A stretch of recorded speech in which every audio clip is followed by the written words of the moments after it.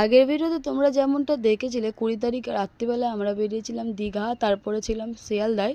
আর ভোরবেলার বাসে আমরা দীঘায় বেরিয়ে গেছিলাম, আর সকালে আমরা পৌঁছেও গেছিলাম, অনেকটা বেলা হয়ে গেছিলো। সবার আগে যেটা কাজ থাকে সেটা হলো রুম ঠিক করা। আর এখানে আমরা খুব ভালো একটা রুম পেয়ে গেছি।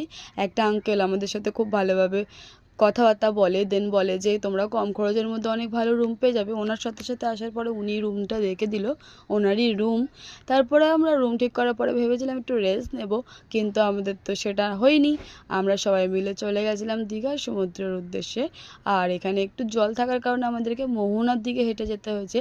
আর হ্যাঁ, আমরা ছিলাম ওল্ড দীঘাতে। আর কেমন কাউতালি করেছি তোমরাই দেখো। আমাদের সমুদ্রে এখানে একটা খুব বড় সড়ো জলপাতা দেখা যাচ্ছে। দেখো জলপাতা। এর মধ্যে দিবি আবার গালাগালি খাবি। এই জায়গাটা দিস না আবার। আপনি ওরা খুঁজে বার করা হয়েছে।